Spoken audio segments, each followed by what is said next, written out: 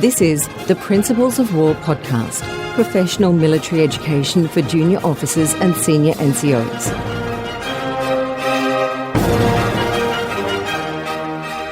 This is the plenary session of the 10th session of the Royal Australian Artillery Historical Company's Firepower Lessons from the Great War seminar series. This session, entitled Western Front, Hamel and Amiens, is chaired by Professor Craig Stockings. Yeah, well, okay, thanks. My question's for Meleah. So you spoke about the standardisation of artillery munitions, which is fantastic. We're very lucky that happened. To what extent, from a broader perspective, to what extent do you think that the standardisation of artillery munitions had an effect on the domestic workforces and manufacturing processes on the home front? And what benefits did that have in the whole of government and a national strategic sense? Well, it had, to begin with, it really helped David Lloyd George get to where he was going. He was the Minister of Munitions and was part of that standardisation and the growth expansion of the munitions industry that had to go on. So there's a big expanse in skilled work, and a lot of it is, as we know, done by women. So I guess it leads into a lot of problems later on societally, but it leads... The sudden expansion was what initially led to the poor quality of shells, because they were just chucking out as much as they could. And during the song, there are accounts of people seeing things that they thought were mushrooms growing in the field, and they got closer and it was duds. As much as 60% were duds of this artillery just failed to go off. Half of it went off in the barrel and blew up guns. They took guns out of the equation. It was a disaster, so they had to bring in some kind of quality control, and so the process leads to things like standardisation in factory. With the Colt gun manufacturer and all the parts being interchanged, that is writ large in Britain, in British industry. And suddenly they are working on creating things where you can interchange parts, you can interchange machines, and everything is for streamlining an industry and building. So it's critical, and the success of that program is what leads to the rise of David Lloyd George as well. So that's a good thing and a bad thing, I think.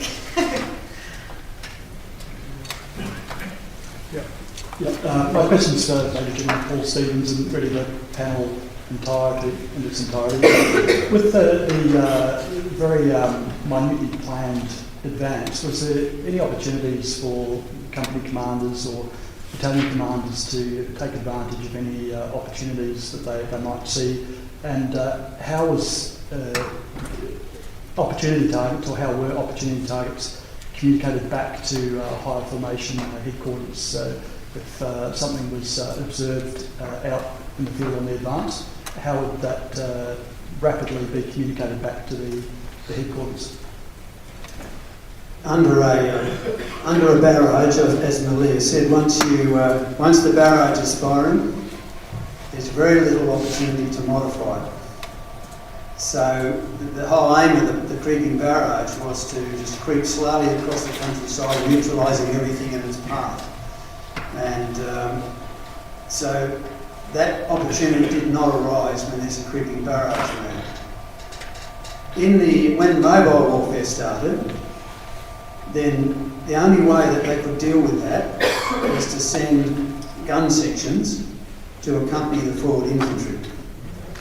And interestingly enough, on the morning of the 8th, in between the advance to the green and red line, if you read the artillery brigade war diaries, the purpose of these gun sections was only incidentally to support the infantry.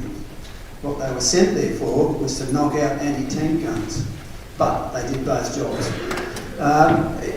It sounds good. The writing suggests that it was a bit more difficult than you think it is, because the guns are not right up in the front line, obviously. They're a couple of 100 metres behind. Then there's only a section, so not every company commander is going to be near the section. What they tried to do, though, was to send forward observers with the infantry and liaison officers at battalion headquarters. And they kept an overwatch.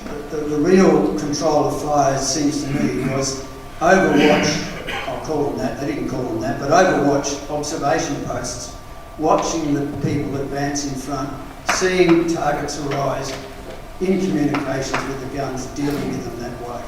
So it was a far less sophisticated method than we have now. Before they invented tactical radio, they were in real strife. I would just add in the field as well in 1918, there's a reason why a lot of Victoria Crosses, particularly the Australian Corps, are individuals rushing strong posts because that's their only option. Nobody's asking for permission to undertake that. If something's holding up an advance, it's individual initiative that deals with it, either like the nutter with a machine gun, or like the platoon commander who sends his bombing section around or sends his Lewis guns to a different area, or, like they've got to deal with it on the spot, or they've got to hold up everything. And with this semi-mobile warfare that's going on, the infantry and particularly professional, capable infantry like the Australians are able to deal with it in the immediacy. Yeah, communications is a big issue for all the arms because there was no air-to-air radios. A radio, even by the middle of 1918, weighed several hundred pounds, so you either had an observer or a radio. You couldn't have both generally. Even the smaller ones were still just coming in. So what would happen was you would, as an airman, you would be given a very specific part of that grid, which I showed you, to fly around and monitor. So you wouldn't stray out into another area because some other aircraft was tasked with that. And if you found battery fire, one of the things you could do was scratch a note, put the code on it, and they used those tins of film spools with the streamer on. They'd throw it out over the friendly forces. That would then get to the battery commander and they'd do the counter-battery fire. The problem with that is it all takes time.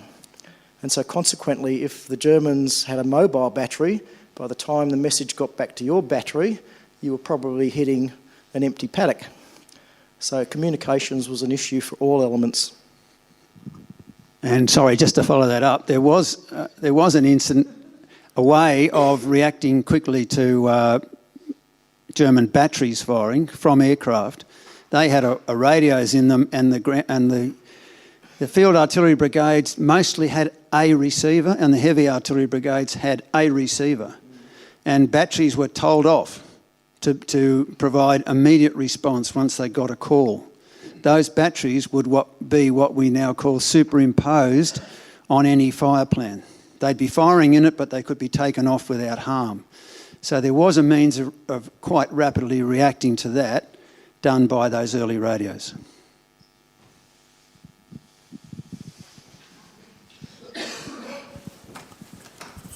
Thank you. Thank you very much for all the talks. Graham Sligo, just a question about training and education.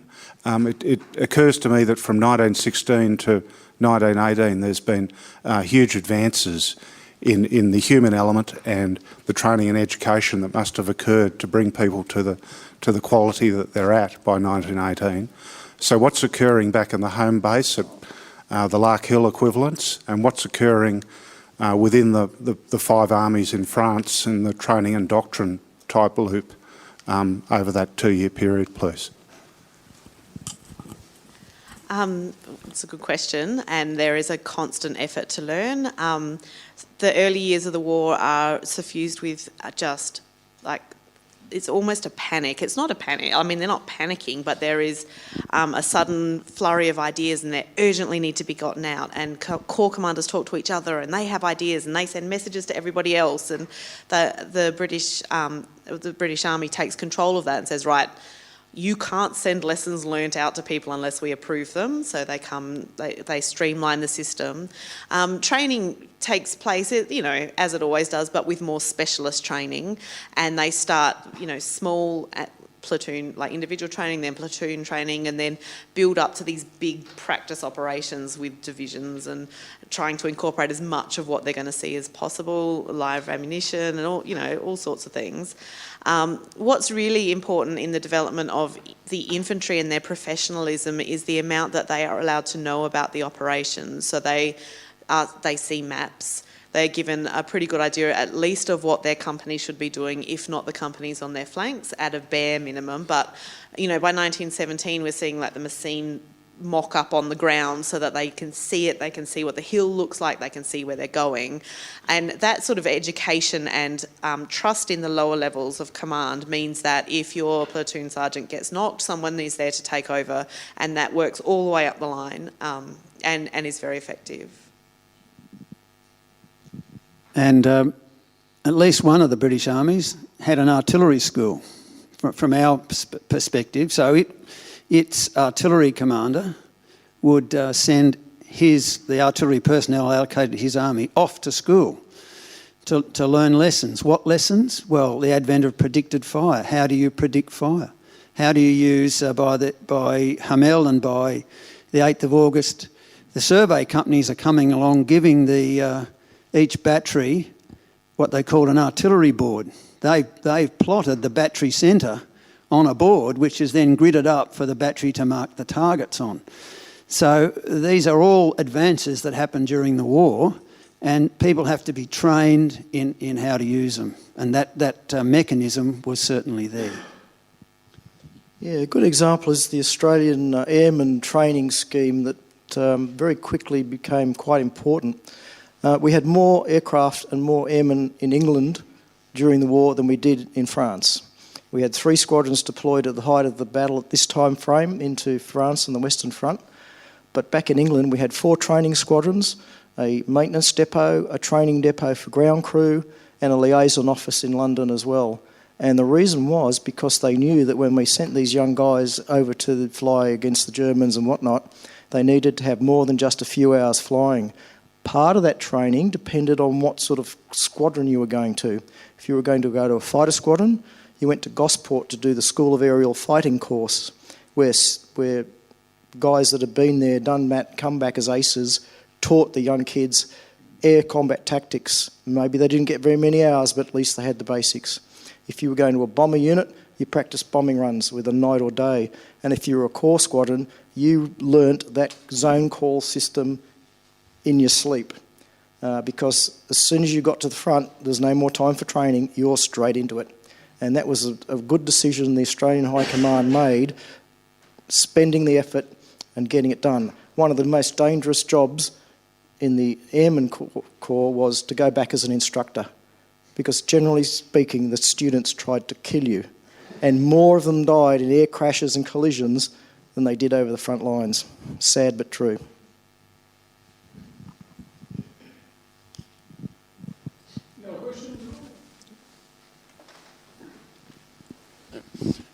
Dr. Mark LAX, I'm just curious, like, what were the advent, like, with the advent of aircraft flying around for artillery observation, then obviously artillery shells flying through the air, did they develop any ways to manage airspace deconfliction? Not at that time, no. It was see and be seen pretty much. It became more and more of a problem, as I mentioned, when you've got a condensed area, such as the battlefront of Amiens. You've got aircraft at high level, they're the fighters looking for enemy fighters. You've got the bombers doing their bombing missions at medium level, and you've got your corps squadrons in and out supporting the troops. The observer did several things. Took notes, did maps, shot at enemy, looked out for the pilot. And that was important because number of mid-air collisions, I think you've seen the show in the War Memorial. That's indicative of late 1918, most of that. You know, the massed German fighter squadrons, the Richthofen sort of stuff. They didn't come in until quite late in the war. But essentially, you're right, there was no air traffic control, it was see and be seen. Not too much instrument flying either, by the way. So if you went into cloud, someone else could be there.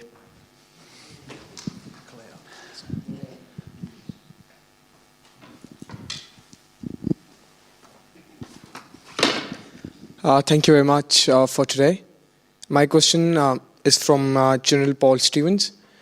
Sir, you mentioned the fire plans and the firepower evident in the Battle of Hamel and the following offensive.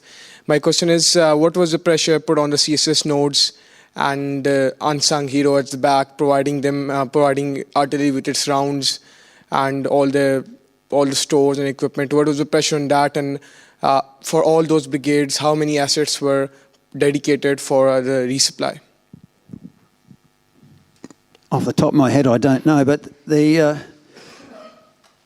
was in the lead up to the battle, the effort was prodigious, and they had to bring in lots of artillery brigades. They all came with their tail with them, but there was also they had to then bring all the ammunition to them. So I don't know off the top of my head, but they spent a lot of time getting that right, and had to do it in secret as well, which was even more difficult, because they would only put things in the field in the night, then they'd camouflage them, and then you had to dump the ammunition next to them without it being seen. So it was a huge logistic problem. And I didn't spend, unfortunately, much time looking at that, except to know it's a problem. When the advance began, the problem then changed. The problem then became, how do you move this ammunition forward? And the Australian Corps implemented a system whereby they'd bring ammunition up, and when the battery moved on, it would leave that ammunition behind, and the ammunition train would come and pick it up and move it forward again. So it became a little bit of a roll thing behind the troops. But even so, and they don't seem at any one point where they needed fire support, they don't seem to have been lacking in a number of rounds for the task at hand. So whatever they did, and it's probably worth a study all of its own, isn't it, if you're a logistician, as to how they did it. I did read the 4th Army's Fourth Army Artillery Commander's after-action report on the Battle of Hamel. And he was in that particularly complimentary of the system that the Australian Corps managed to put in place. But what that system was, I'm afraid I can't answer tonight.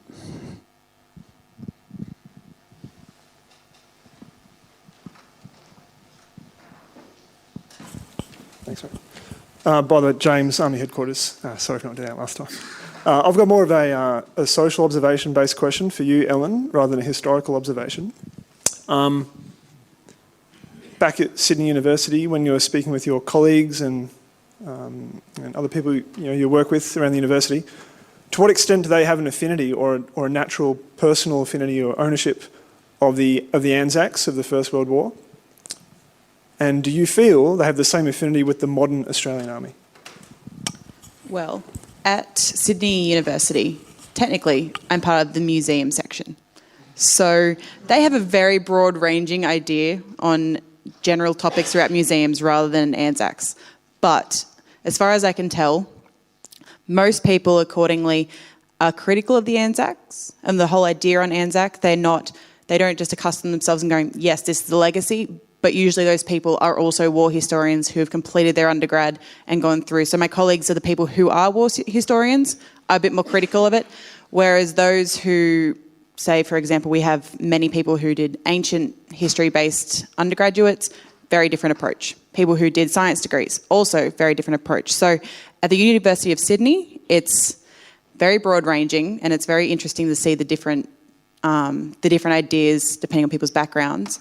At the University of Wollongong, however, seeing as that's where I did my main focus on war history, people are very critical in the history department in making sure that there is a balance.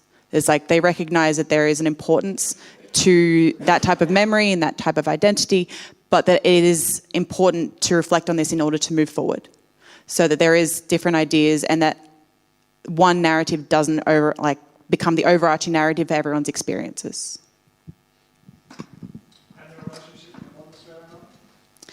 Their relationship, as far as I know, they say they have had some ad hoc conversations with people.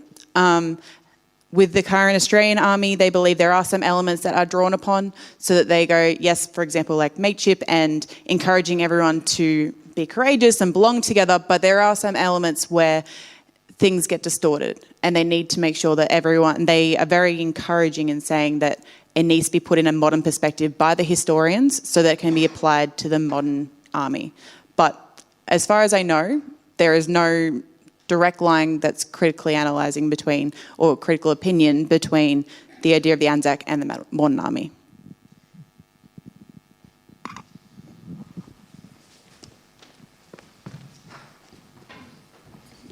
David Goyne, General Stevens, I'll ask you this as a modern day train gunner, and you're looking back at the fire plans of this time, and it's based on 4 years of learning, but is there anything that strikes you as peculiar about what they did? I mean, like, we don't teach a creeping barrage or anything like that now. It'd be more like that ad hoc targets type of approach to it.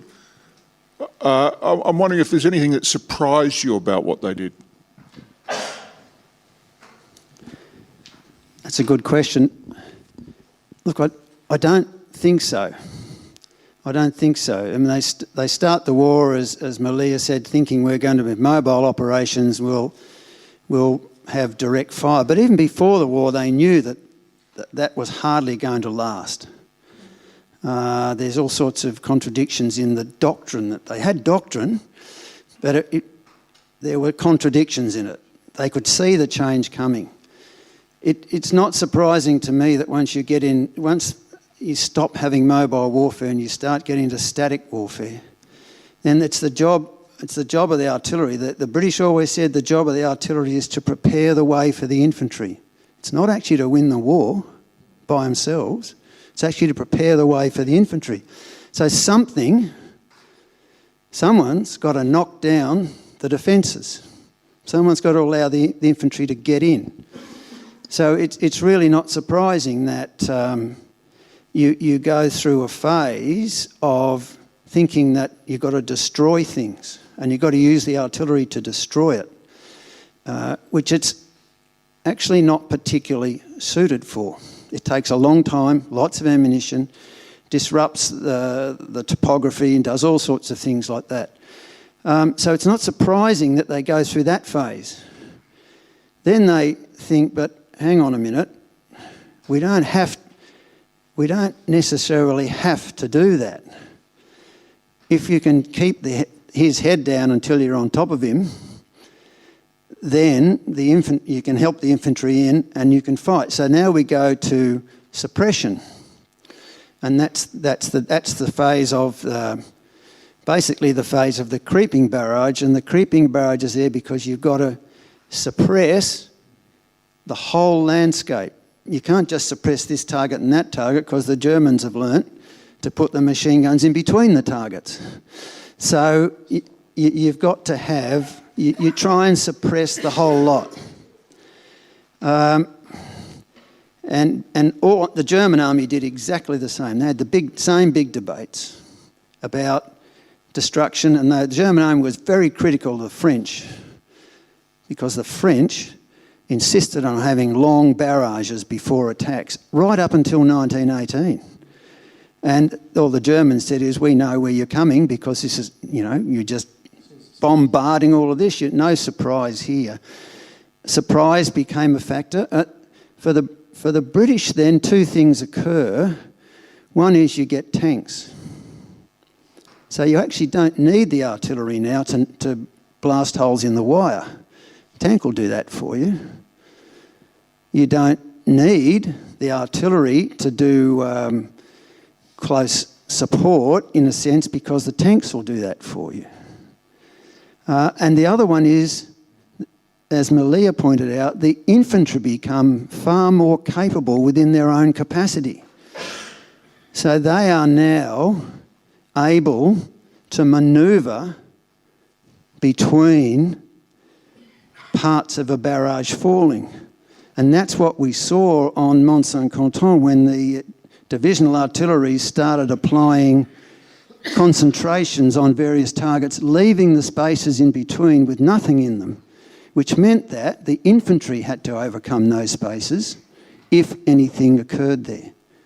But they were capable now of doing it because they had semi-automatic weapons, they had mortars, they had that other capacity. So it's a long-winded answer to your question. I think in my mind I can see the way the processes of trying to support the infantry developed, and you can't really fault what happened. All armies, in fact, used very similar techniques. So it must have been a technique that worked for that war at that time. A bigger question might be, well, did we hang on to these techniques too long and try to apply them in the next war when it wasn't so apposite?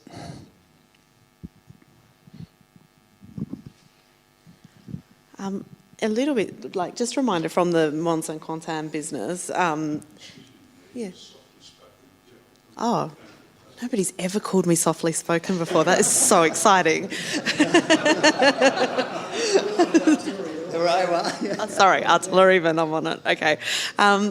With the firepower and the overarching firepower, one of the really important lessons from Mons and Contan is like some of those gaps I suspect you'll find are caused by the slope in the hill and some problems filling all of the space. And the infantry know they need their overarching firepower, so they fill it in themselves, particularly through the use of rifle grenades at that point. They fire their own impromptu creeping barrage using their own at-hand material to do the same sort of job. And that points back to the competence of the infantry question. They are so professional, they know how warfare works, they're encouraged to talk to each other about how warfare works, and they can fill in the gaps when they need to on the fly. Questions?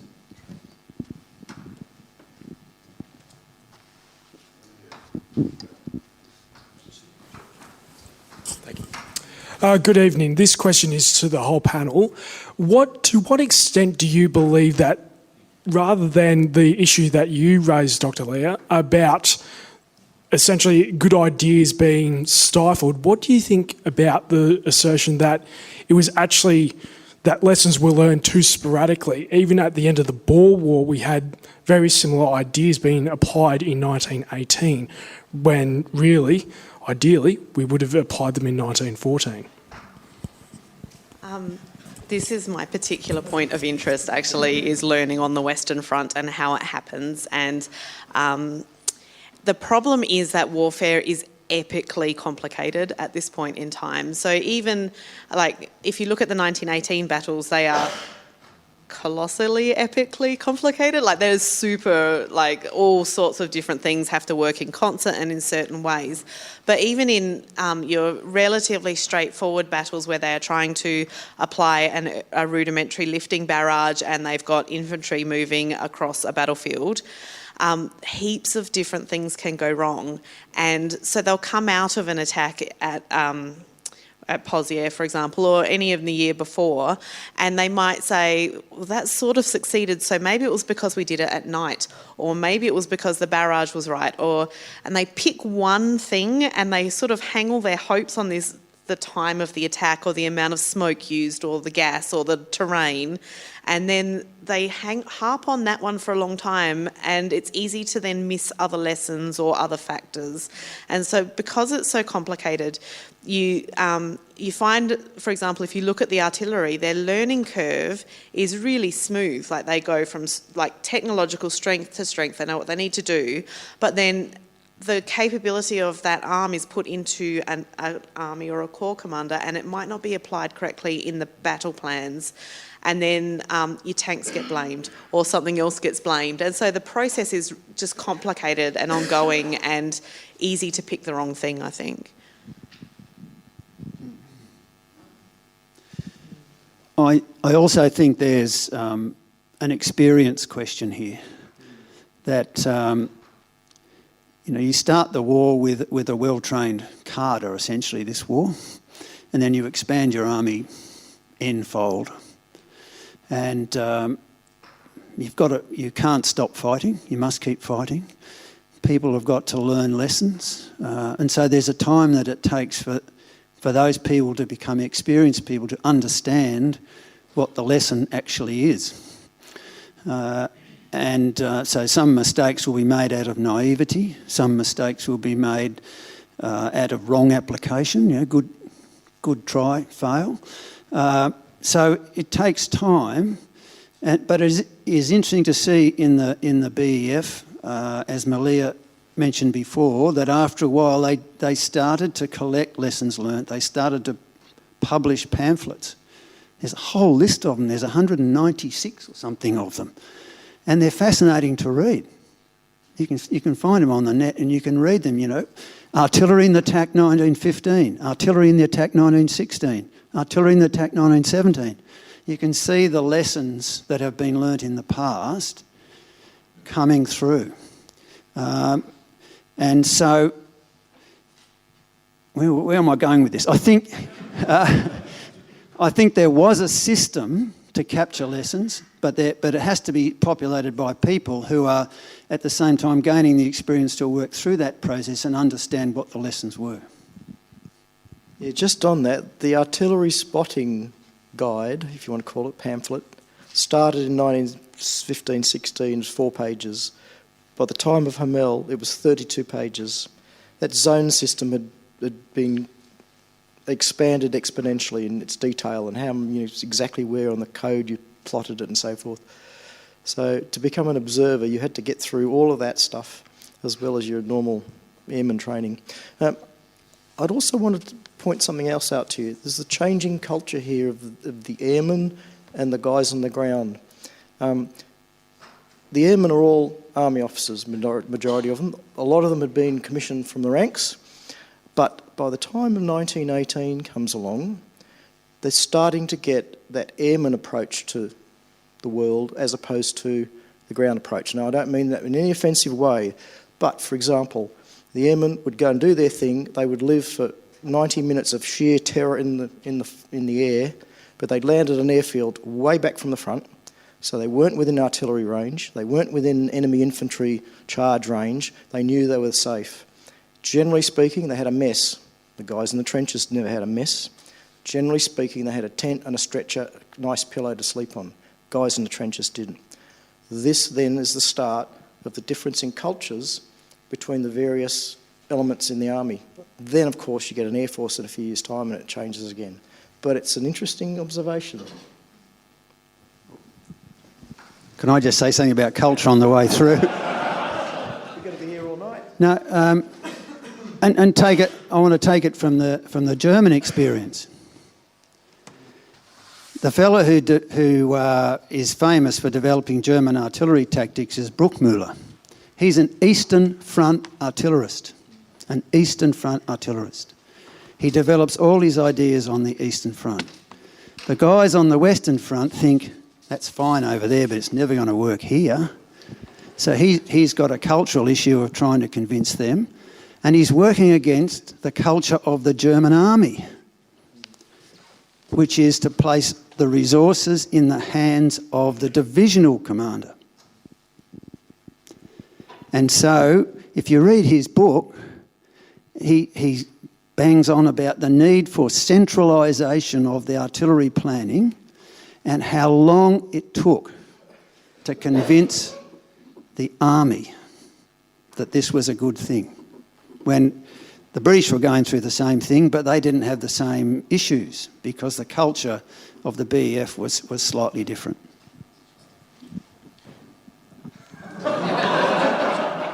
All I was going to say, because don't mind me, that's fine. In relation to your question, to even see the immediate changes between two battles, if you use Hamel and Amiens as the two case studies, is even at Hamel, one of the biggest issues that was debated over and over was the timing. Some were saying it's too dark. It came from everyone's different opinions, whether it was Air Force, artillery. Everyone had a different opinion on when it should start. Initially, it was thought dawn. Dawn was going to be the best. But then that would alert the Germans to the approach. They could see them. It was also an issue. They realised that the smoke on the day from the shells, because it was so dry in Hamel, actually caused more visual issues than they actually intended and thought was possible. So combine that with the darkness. But as you heard earlier from Amiens, they changed the timing, they started it later, and yet it was still too dark. So they obviously would make minor changes at battle to battle. And after the Battle of Hamel, they published a pamphlet, they took it all into consideration as to be expected with the hundreds that they published afterwards, but it would take so much longer to encourage people to make that change. It could be an hour, but because they weren't convinced. They might change 1 hour and think it doesn't make a difference, but obviously it does. One and all, I'm going to have to stop the questions there, but thank you for those. I'm going to ask you to show your appreciation for our speakers tonight, one at a time, as I'm able to present them with a small memento of their efforts tonight. Ellen. The Principles of War podcast is brought to you by James Ealing. The show notes for the Principles of War podcast are available at www.theprinciplesofwar.com for maps, photos and other information that didn't make it into the podcast. Follow us on Facebook or tweet us at Surprise Podcast. If you've enjoyed this podcast, please leave a review on iTunes and tag a mate in on one of our episodes. All opinions expressed by individuals are those of those individuals and not of any organisation.